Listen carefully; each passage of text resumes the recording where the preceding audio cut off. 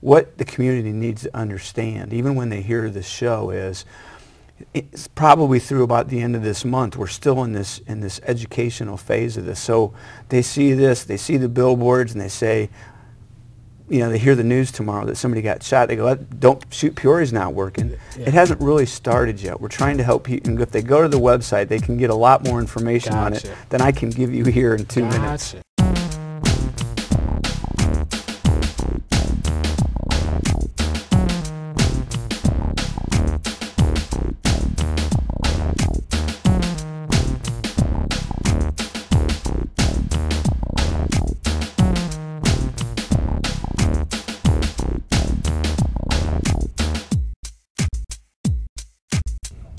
Good evening and welcome to Captions.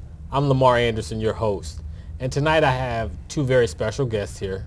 I call it the Tale of Two Cities. I'm going to talk to mayors from both of those cities, Mayor Dave Mingus and Mayor Mark Allen, one of Peoria Heights and the other of East Peoria. Welcome, gentlemen, to the show. Thank you. Thank you very much. This is going to be a very easy conversation. We just want to find out some different things that are going on in your cities and let people in our viewing audience know the different types of things that are happening in your cities. So, you know, I'll start with Mayor Mingus first. Could you just give us a little insight about you and why you actually came into the political arena? What made you thrust your hat into that arena? Sure, happy to. It must be about 16 years now, 17 years ago, I chose to run for office as a city councilman. But my background is in counseling, and I run programs, mental health programs throughout the years. And service is something that I came up with in my profession, and it seemed like the principles of good service there also apply to government. And of course, you know, I did my praying about it and ended up being elected. And it's just an extension of serving people.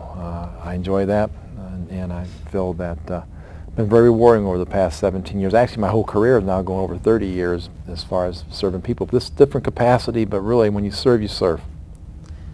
So, Mayor Allen, why did you decide to become a public servant? What about it interests you? Lamar, I got real mad at the previous mayor. Let that be a lesson to everybody watching. Don't ever get mad at your public officials. Okay. I felt that I could do a better job. I felt that we could have more interaction between the government and the community, and was pretty much a political novice when I ran for office 7.5 years ago. Okay, and are you both of you from the area and saw a need from being from the area to give back in that service area? Sure. I've lived in Peoria Heights since 1973, and then lived in Peoria prior to that. Okay. I grew up in the area and been in East Peoria since 1978. Okay. So you both saw a need to give back. And could you give us a little bit of history about the areas, both of your communities, Peoria Heights in particular? We were talking a little bit. When did Peoria Heights form, and how did it form? Well, I believe that Peoria Heights was chartered, Lamar, in 1898, and started out being called Prospect Heights until they found out there was a Prospect Heights near Chicago, and it had to be changed to Peoria Heights. But at that time, as we have been speaking to before, is that that was pretty much the northernmost boundary of Peoria. Okay. Everything north of there was virtually farmland. And then, of course, the brewery came in. It was originally Lisey Brewing, and then it became Pabst Brewing. And pretty much the community was built around that particular brewery. Okay. And of course, Caterpillar has been influential. We, being the River Valley, I mean, East Peoria's gone through different names in the past too, but what really cultivated East Peoria is Caterpillar's presence. That's why we had so many bars at one time, because the guys got off work, and that's years ago. That was the pastime after they got off work, and working class families, inner city of housing, pretty much primarily centered around Caterpillar. That's changed completely now, of course. Oh yeah. Let's talk about a little bit about the things that are facing your cities now. In terms of the economic times that we're having right now, where do you see your cities going in terms of their growth, their development? What are some of the things you're trying to do to help shape your cities? Lamar, in Peoria Heights, we need more commercial development. There's no question about it, because that's the lion's share of how we do business, is getting sales tax revenue. And because we have no land to really grow out onto, we have to be very careful with what we have intact right now. We have a nice open spot on War Memorial Drive and then the area around the old Pabst building. And what I think is a diamond in the rough for Peoria Heights is all that land that's available along, excuse me, Route 29, Galena Road. But we've tried to bring businesses in along Galena Road, but without IDOT's approval to slow the traffic down and put traffic signal lights in, we don't have any interest for commercial development there. So it's a tough go right now for Peoria Heights, and I think it'll be tough until we can get these areas developed commercially. Okay. We've been very fortunate the last few years in East Peoria. We're currently undergoing about $100 million of development. 300 people this week will take home a paycheck because of jobs. And just been very, very fortunate with drawing on the foundations of past administrations over the past 20 years. They've been focused, and even though there are times when there's differences among council members, we have a commissioner form of government, 5 different commissioners. We've been able to maintain a vision, as Mayor Ellen said, as far as increasing sales tax, which equates to basic services and affording the things of government that we need to do. But we're redeveloping our downtown area as we speak. There's 88 acres of the old Caterpillar property that was just, really an eyesore for about 10 years. And thanks to different funding sources, bipartisan support of our legislators, Senator Kaler, spearheaded along with Labor and IDOT, and just we had tremendous partnerships with different organizations. We were able to get $26 million 2 years ago for the infrastructure, which really propelled that development. So we're on the move right now with Costco, Target. Bass Pro is a big addition, but just very fortunate to be in that valley with the expressway right there and the river, and it's made a difference. What are some of the problems that your citizens are seeing? All cities have their own unique issues and or problems. But what are some of the things that you all are seeing that may be different, or some that may be the same as other cities? Perhaps I think ours are mostly the same as other cities, Lamar, because even though we're a small community, we're in essence an urban community. We're surrounded by Peoria, so a lot of the issues we have are the same as any city over 100,000 people, which is out of the ordinary because we only have 6,300. Oh. But I think that we've maintained our services through this economic downturn, and that's what people in Peoria Heights expect, is to have reasonably good roads, a good school system, and also good police service and good fire service as well. So we've worked to maintain that. Okay. Yeah, we certainly have our challenges. I think being able to afford the necessities of basic services at the level. With development, we found that it's impacting on police, fire, public works, and already we're having to make a contingency plan as far as more officers. With the traffic in East Peoria, we only have 23,000 people, but the traffic that travels through that town each day is just massive. So we have to take into consideration management of that traffic, and if you've been through East Peoria, sometimes at the peak hours, it's not good. So that's part of our challenge there, and really not to bash state, but to have reliability on state funds that's frequent, that we can count on is a big factor. That they don't take money away. Are you all seeing crime becoming a major issue in the cities that you service? And if so, what crimes are you trying to focus on to extinguish a little bit more?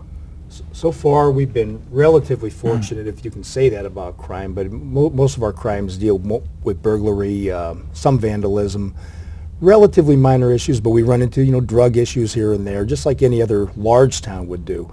But by and large, we're able to maintain, I think, a pretty close barometer on what's going on, because it is a small community, and we can get our police officers to the scene virtually right away. Okay. And what types of crimes are you, other than burglary, what are other ones that you're trying to make sure you extinguish as early as possible? Well, we want to make sure that we don't have, too much burglary, too much vandalism, trying to keep, we don't want to bash on youths at all, but we don't want to have a whole conglomerate on the streets at night, Gotcha.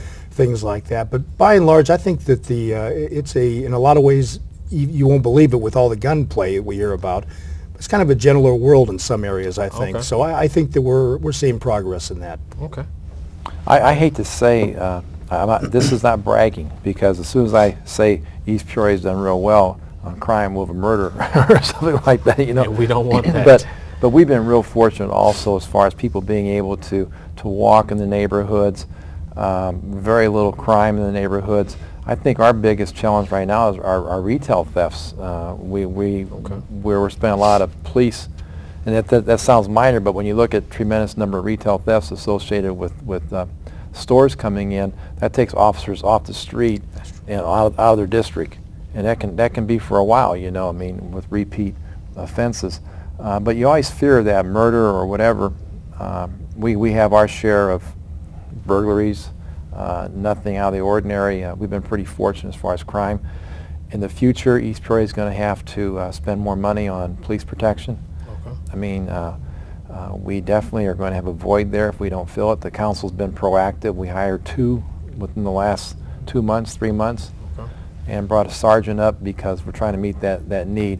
It's real important that those officers have a presence in the neighborhood, and we want to make sure we can ensure that, and in the future that could be a little bare if we don't take measures now. Okay. That brings me to another question. All the different services that you're able to provide, police, fire, water, all of the above, how do you maintain a high level of those services and not raising taxes or to those people who utilize those services? In Peoria Heights, Lamar, what we get as a village from property tax is next to nothing. Okay. Might be $80,000 a year.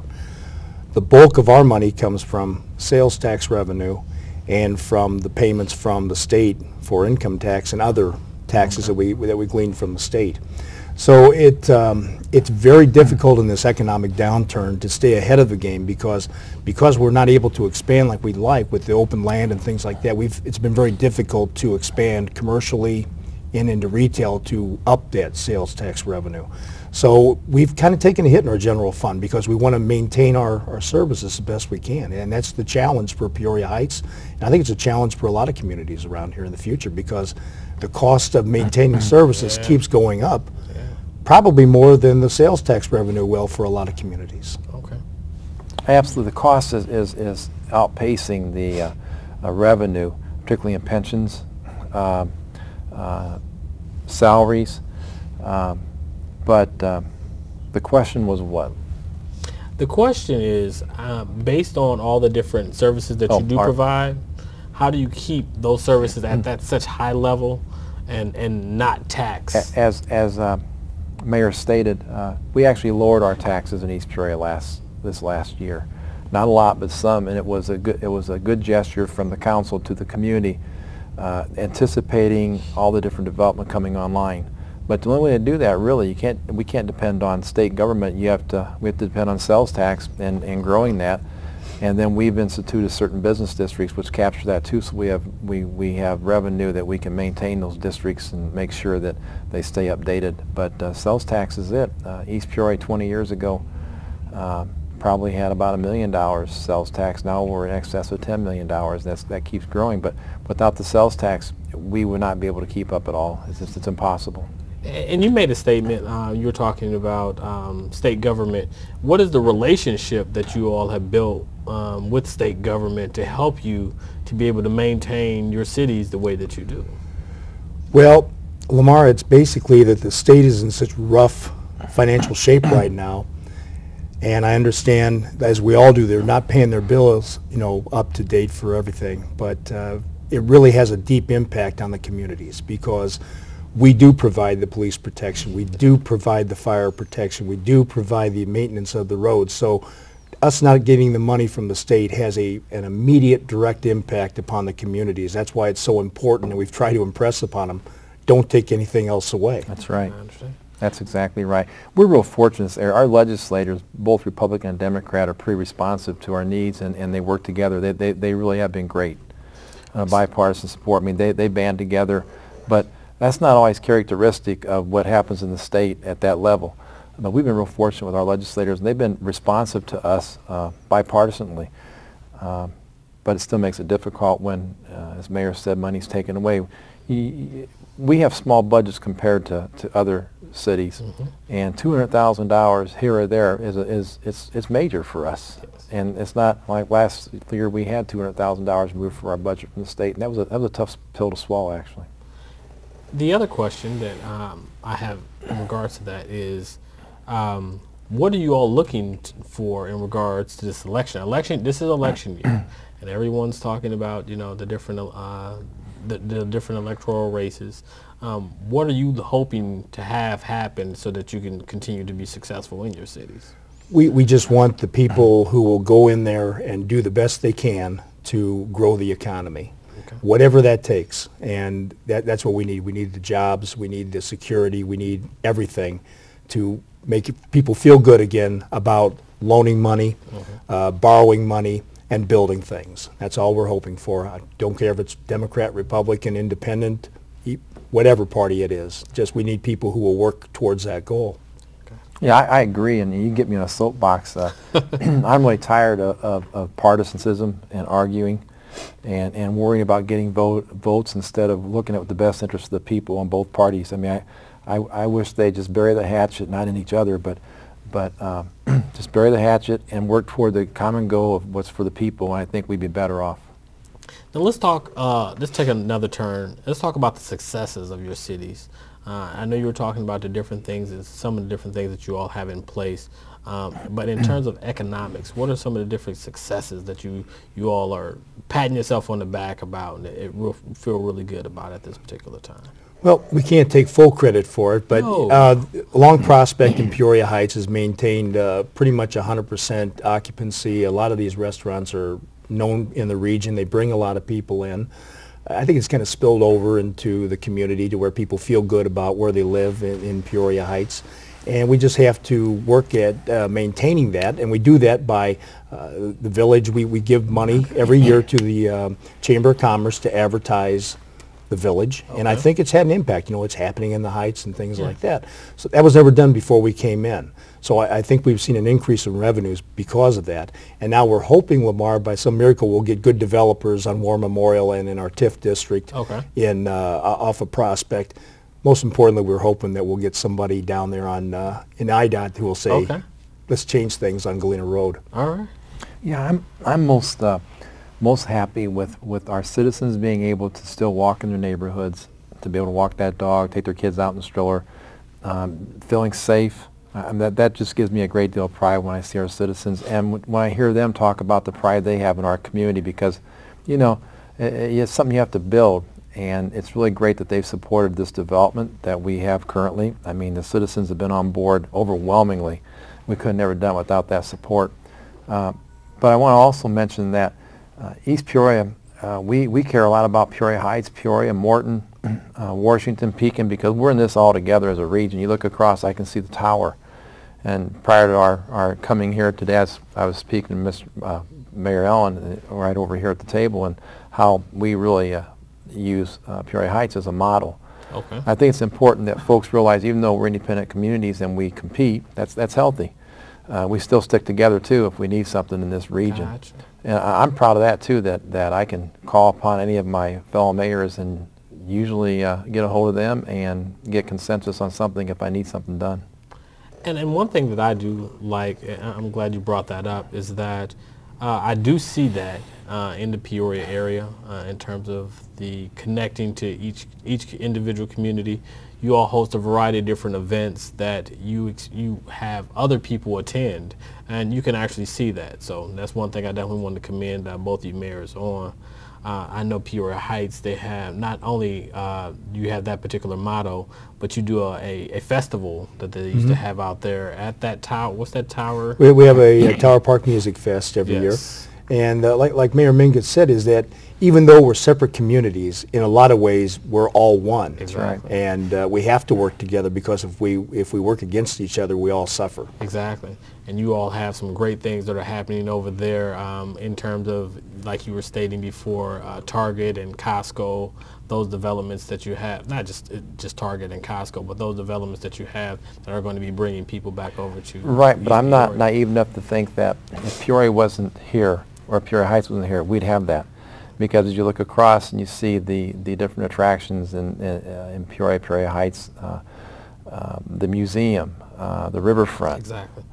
those types of attractions, I mean, really enhance East Peoria. Without that, we would not be where we're at today, I assure you. The other thing that I wanted to find out from you all, let's be visionaries. So, you know, you're going to have a long terms in your seats. We already know that. But where do you see your cities in the next 5 years? Lamar, we are hoping against hope that we see commercial development along War Memorial Drive, something in the old, near the Pabst building, and that, for the people who have talked to me, will know that I've said it for the 8,000th time, to get somebody from IDOT to see Galena Road as an economic starting point for us. If we don't have that, and I hate to keep harping on commercial development, because we want to keep our neighborhoods safe, but without that commercial development, we will not be able to afford those services that help to keep the neighborhoods safe. So it's all connected, and it's all very important. So we have to keep working towards this, because if we don't, we're going to have some major issues of funding our services in the years to come. And if we don't have those services, we say, well, what's the use of living in Peoria Heights? I understand. So what do you see? Well, East Peoria within the next 5 years should be much healthier financially, because much of the development is going to come online. And Mary Ellen's correct that the philosophy of our development is not to provide retail opportunities. I mean, that's a secondary factor. Okay. The visionary is that we're going to have money to pay for those basic services, and that's the tool to do it by. And even though people kind of get that turned around, it absolutely has to be these businesses come online 2013, 2014. We're going to release some debt service in 2017. So financially, we should be much better off. That now we have to keep our promise as far as sales tax, or excuse me, property tax with our residents, and to put the money back into infrastructure, roads, and really keep our promises to the people, so that they'll see that it was worth all the sacrifice they may have made. I want to thank both of you gentlemen for taking your time and efforts to come here to talk to us. Hopefully you got a little bit out about your cities, let the people in Peoria, East Peoria, the surrounding area, and both of your cities as well Peoria Heights, know a little bit more about what's going on. You're more than welcome to come on to this show anytime to talk about anything that you want. Have we touched on everything you wanted to touch on? I think so. All right. Stay tuned right here. We'll continue the Mayoral Summit right here on Captions. The city of Peoria has recorded its 16th homicide. Homicide numbers are way too high.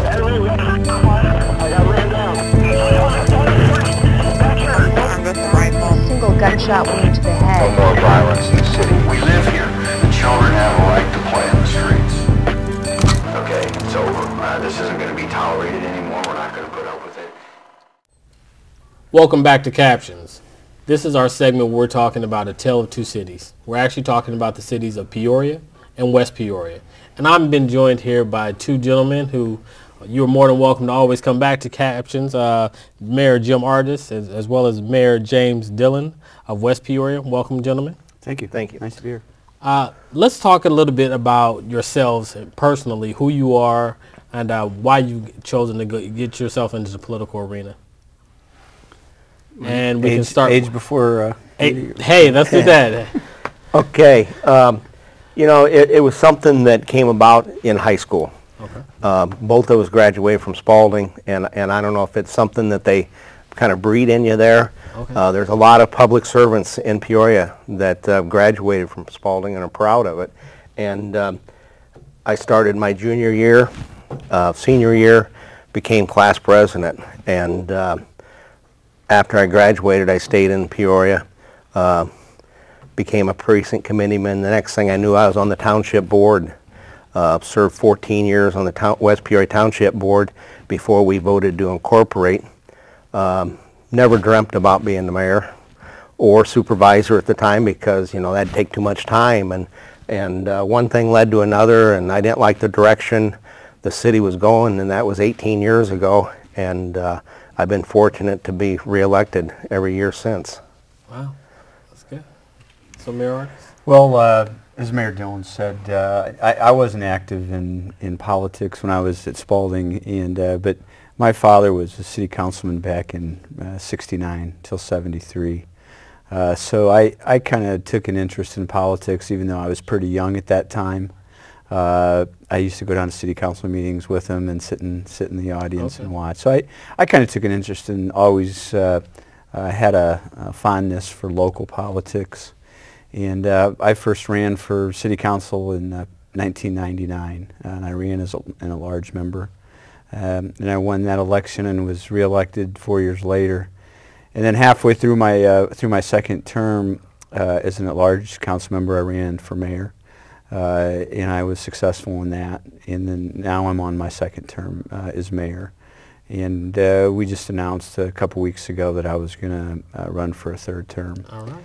So I do think that the Spalding influence had something to do with it. My parents certainly had a lot to do with it in terms of just their guidance on giving back to the community and trying to do things to make a difference as opposed to sitting back and complaining. If you didn't like the way something's going, get involved and try to make it better. And I think that's something that I've always tried to do. Okay, can you gentlemen tell us our viewers, a little bit about your prospective cities? How did West Peoria come about, and what all does it encompass, and Peoria itself in terms of the history? And we'll start with you. Well, the history, West Peoria was always a township, and back in '93, a group of people wanted to have an election as to whether we wanted to become a city, incorporate. And in '94 we became a city, and it was a great thing for West Peoria. We've never really looked back. We started the city off with a loan from our local bank, and after we paid that back, we've been fortunate enough to have money in the bank, pay our bills, and it's been a good thing becoming a city. Okay, so also in regards to your history, are you the first mayor for West Peoria? I was the first elected mayor. Elected. There was when they voted to incorporate, then they had to elect some or appoint some interim officers. Gotcha. And so Bryant DeFrance was appointed the interim mayor, and I ran against Bryant, and it was Bryant's idea and hard work that is the reason why we became a city. We had a difference of opinion, of course, and I ran and I beat Bryant, and it was a way that we could protect ourselves. We could put storm sewers in, sidewalks, things like that we were never able to do before. And now with the crime and everything, we contract with the county police, and back when we were a township, we just got whatever services the county could provide us. Gotcha. So Mayor Artis, a little bit of history about Peoria, your role here in Peoria. Could you give us a little bit of that?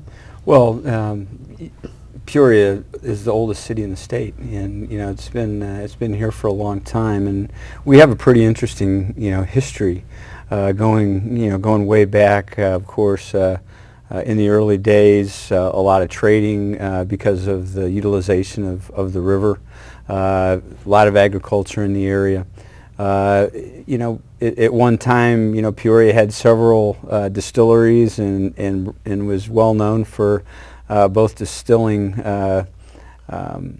bourbon and other spirits, but also we had a couple of beer distilleries in town too. So Peoria has a long history in that regard, but since then we've really, the manufacturing that Peoria is so well known for was made us very strong and really gave us a big identity globally. And we've kind of transitioned now. We still have a strong manufacturing presence in Peoria, but we're really getting a lot more exposure now just because of the medical community that we have, a very strong medical community, a lot of research and development going on through the University of Illinois College of Medicine, and the expansion of the U of I campus here in Peoria. And then you kind of couple that with the research that's been going on for decades up at the Ag Lab, and Peoria really has a really strong presence in that type of environment for growth and in medical knowledge. So we're a level 1 trauma center outside of the city of Chicago. This is Peoria is the place. If there were to be a catastrophic event, this is the place that they'd bring a lot of people. Okay.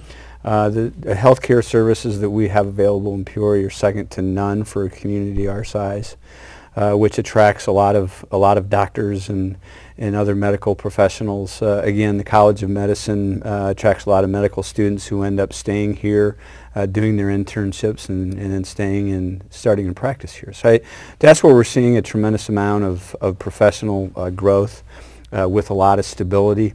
One of the reasons, even over the past 4 or 5 years while we've been in this recession, one of the reasons our economy has stayed so strong is because of the hospitals. Because even when the economy is down and construction's down and a lot of the manufacturing sector is laying off, people still get sick, and they still need the hospital. So we were really blessed to have that industry here in Peoria during those tough times. So my question for that is also, what do you then view as the top 5 positions that someone would want to relocate to the Peoria or West Peoria area for? What are the type of jobs that they're looking for? Well, I think we've mentioned several of them. I mean, medical community, and that's everything from doctors to nurses to physician's assistants, all the support staff that goes into that, research and development that's going on not only in the medical community but also on the Caterpillar on the construction side. Okay. Caterpillar spends hundreds of millions of dollars a year on research and development, as does the Ag Lab. So you got those 3, and on top of that, we need the support system for those. We need good teachers to teach our kids. Okay. We need construction and tradespeople that are, Peoria probably has the strongest professional construction and building trades groups in the state. And we're very proud of that. I mean, we have outstanding talent here and professional craftsmen. Are there any things different? Well, and echo what Jim, because what's good for Peoria is good for West Peoria and for the rest of the Tri-County area. And I think that we have quality people here, as Jim touched on, for the workforce, just in the construction trade, but, people that are looking for jobs for factories. And I think that we have very affordable housing. One thing I hear about the Peoria area in general is, people come in here from California or whatever, and they like it here because there's so much to do in the Peoria area.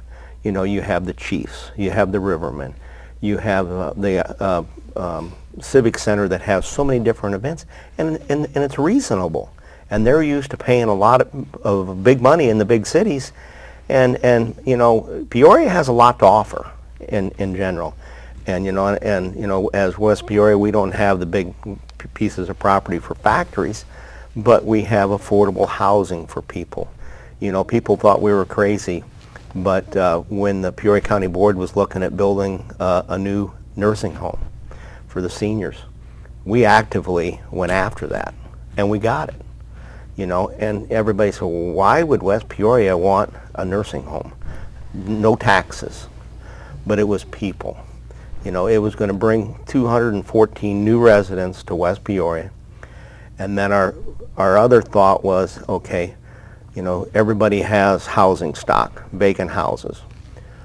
In going out to the nursing home, which we're not supposed to call it Bellwood anymore, but going out to the old Bellwood, you know, there's a lot of young single mothers that work there that could use some affordable housing, and we thought, well, if we could get, you know, some of our houses that are vacant or, you know, filled up with people that work at the nursing, they could walk to work. And so it would be a win-win for our businesses with people spending money up there. We would be gaining new residents, not only in the nursing home part, but in residents that were buying or renting houses. So, you know, Peoria, I think, just has a lot to offer, the Peoria area. Let's look at a different side of the coin, if we can, just for a moment. What are some of the challenges that you all see that are facing the citizens in your community? What are some of the #1 problems that you hear citizens always talking about? Probably the two biggest things that we hear most about on the city of Peoria side are quality of our schools and crime, and they're related. I mean, as there's a seems to be more and more of a lack of confidence in the public school system, and a lot of people leave the neighborhoods to go to a different school district. It destabilizes that neighborhood and contributes towards crime. In not to say which one causes the other. You know, the other argument that could be made is some of the crime issues are destabilizing the neighborhood, so people are leaving in the schools or not performing. So it's not, to me, it's not a blame game, and not to say which one's worse. It's that we need to tackle both of those issues head on. There's a huge lack of confidence in our public schools. That's not just in Peoria. That's in all the urban areas of the country. And frankly, I think that the government's lack of attention to properly funding our public schools is what's led to the lack of confidence in them. And that's what, at least in the Peoria area, that's what's driven them to, you know, Germantown or Morton or you know, other school districts, is because of that. So we need to continue to, and I'll also say that Superintendent Lathan came in here a few years ago in very difficult circumstances, under a lot of pressure, and has really done an outstanding job, as far as I'm concerned, to try to work towards you know, making the final product, our kids that are going through District 150, better. It's not something that's going to change in a year or two. It took decades to really drive District 150 into the ground, and it's going to take her and her team a little while to get it out. But I think that they're working on that. And at the same time, we're working a lot on the crime issues in Peoria. I think, you know, we may talk a little bit more detail about that in the future, but those are probably the two biggest things that drive Peoria's ability to attract new residents. You know, I'd have to echo what Jim said. I'm losing another alderman this year because his kids or his daughter is becoming of school age. Can't afford to send her to a Catholic school, so he's moving. A number of years ago, I lost an alderman for the same reason, and it's a shame. We have a very good middle school in Calvin Coolidge and Manual. Sometimes I think they get a bad rap. I've gone up to days where they have awards for the kids at Calvin Coolidge, and to see the number of kids that are straight A's or A and B students, and they have elected people come in and serve them honor roll breakfast, and to see the way the kids behave, I mean, it makes you feel good. And you know, a couple years ago they asked us to go down and tour Manual, and went down there. Beautiful school, you know, nice kids. Yeah, you're going to have some troublemakers in any school, but you know, that is one of our problems in West Peoria, and along with Peoria, and the crime. And you know, we contract with Peoria County, and we were fortunate a number of years ago that one of the sheriffs, Sheriff Schofield, I believe, signed up for a community officer grant from Washington, D.C., and they've continued to keep that community officer, and West Peoria benefits from that. And so we have an officer that checks on things constantly, and is there, you know, during the day and can do follow-ups.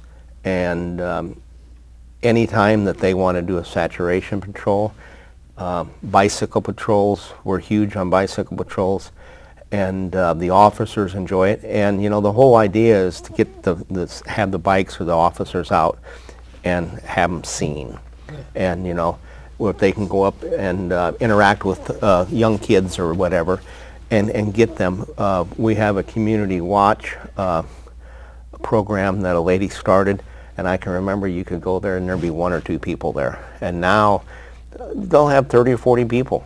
And the other day there was something that went on, and I can't remember, but I do look at the police reports, and it was because somebody in the community saw something, made a phone call, and that's all it takes. Mm-hmm. You know, in Peoria, West Peoria, you know, the policeman can only see so much. So if somebody sees something going on, you know, make a phone call. It's not going to hurt, and it's going to help maybe solve a problem in your neighborhood. And the more problems we can solve in the neighborhoods, the better off we're going to be.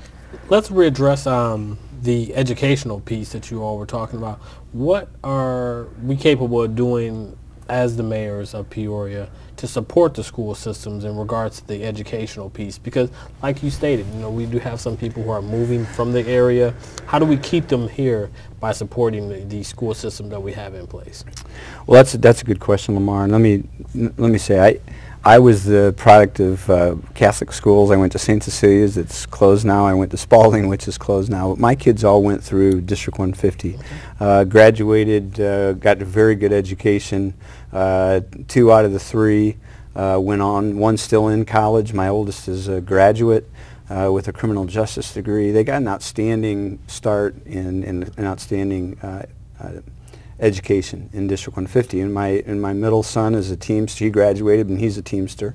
And so I don't want there to be any misconception on my part that I don't support District 150. I support them very strongly. One of the biggest things that District 150 has is just dealing with that perception that they're a struggling school district. I mean, it's majority minority, and it's majority poverty level. So but that doesn't equate into poor, underperforming schools. So we've really worked very hard, at least since I've been the mayor, to work very closely with the superintendent and the board to try to do whatever we can to encourage them to increase the perception in the community of the quality of the kids they're pushing out of there. You know, we were very instrumental in both the new Glen Oak School and the new Harrison School. The city's got millions of dollars invested in the perimeters of those schools, in the infrastructure, not only for utility infrastructure, but also sidewalks and streets in those areas. So we're very strong advocates for District 150 and for what they do. We work very closely, not just with the administration, but we have a very good relationship with the Teachers Union President Bob Darling and his team. So we work very hard to try to help understand what their issues are and work with them together. We just need to continue to pound that out there. We need to continue to help them educate the community. And we also have to just talk about the fact that, you know, having adequate yearly progress is what teachers are how they're gauging their performance. Gotcha. It's very important that they continue to raise that up, and it's not easy to do. And you know, when you get a lot of these, you know, young kids, as you know, the young kids, many of them in single parent families, that you know, you can't come to school hungry and learn. It just doesn't work, man. I mean, nobody can. Einstein couldn't go to school hungry and learn. No. So we have to, you know, acknowledge what the problems are, address those problems, and then just work. Peoria Promise. I mean, Peoria Promise is something we started 4 years ago, which allows kids that go to school in District 150 who live in the city of Peoria to go to ICC for 2 years free.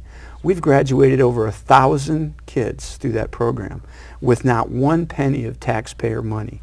we begged, borrowed, and done everything else we had to do to put money to fund that, and it's successful. Going over, just over 4 years now, we're starting to see the metrics involved and how many kids are utilizing that program. It's not a need-based program. It's a program that's meant for economic development for our city. We want people to live in the city of Peoria so they can have the opportunity to send their kids to college for 2 years free. Gotcha.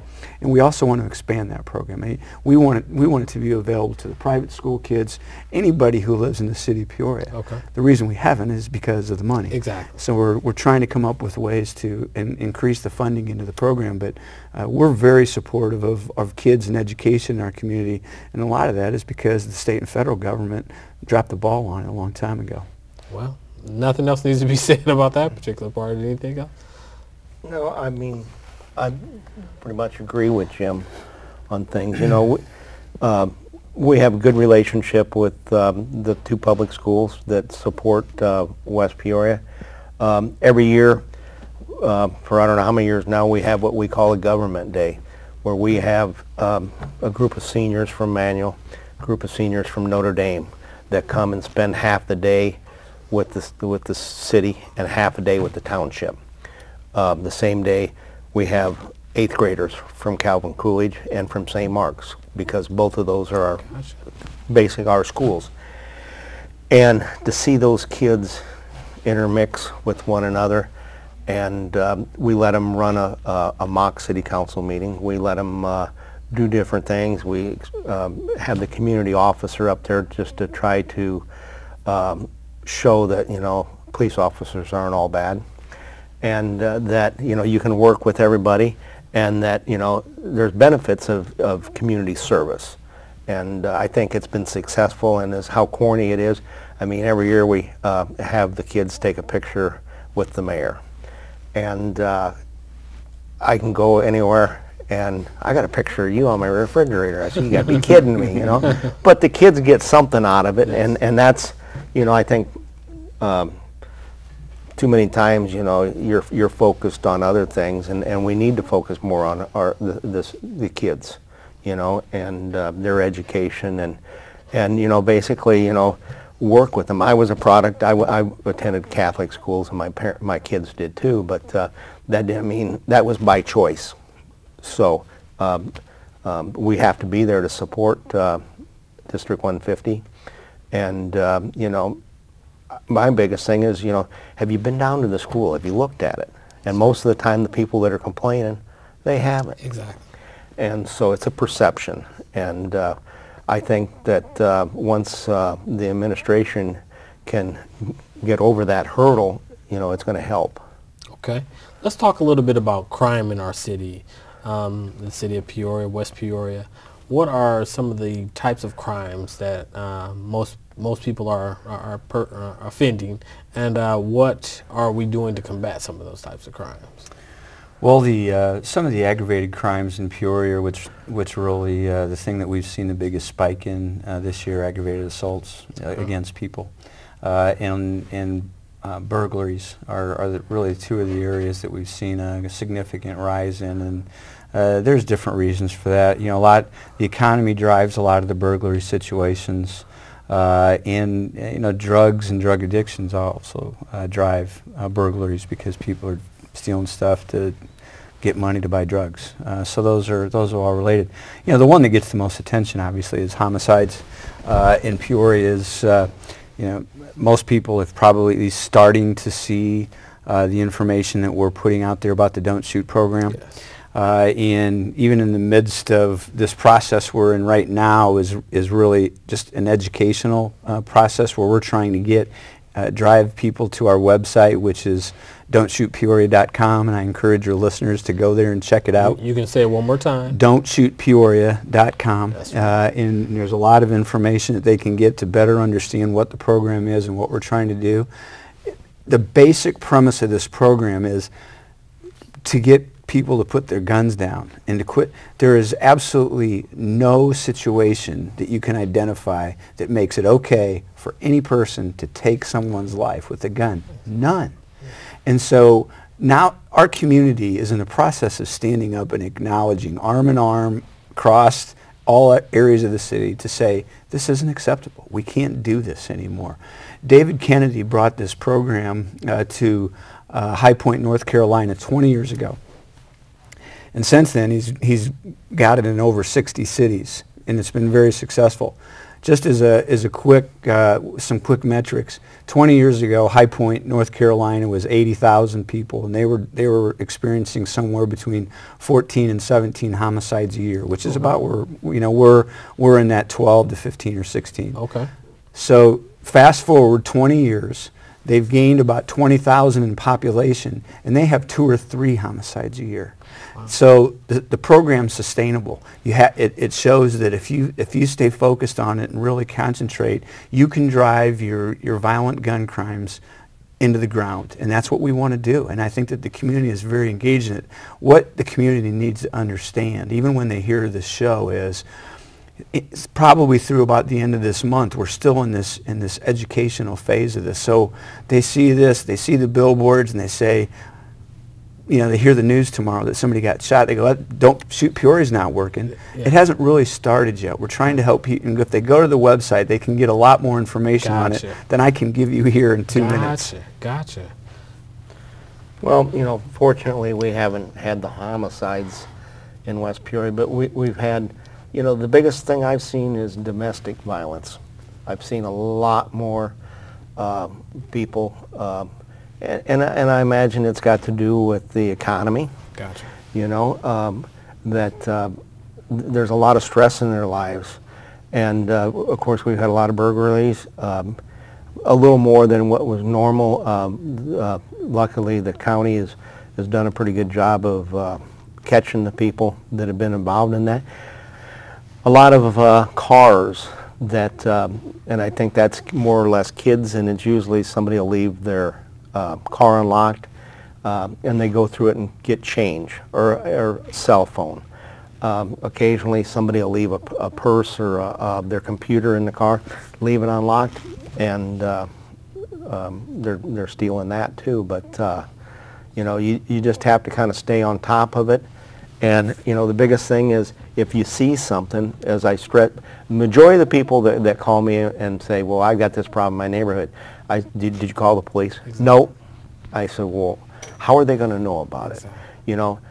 They've only got 2 eyes. They need your help. And if you call, and even if it's nothing, call, because it may be something, or it may be something that was related to something else, and that's usually how the law enforcement office, that's how they catch things, and it'll clean up a neighborhood.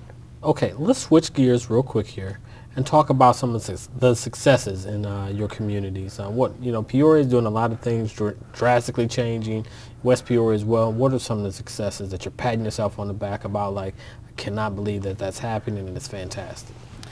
Well, the big things happening in Peoria right now are in 2 distinct areas, downtown and then growth. The growth on the north and west side is residential, which we're very happy about, because it's people that are moving into our community. They're paying property taxes and contributing that way. On the other side, we have the investments that we've put in downtown. You have the Caterpillar Visitor Center and the Riverfront Museum that's going to be opening here on the 20th of October.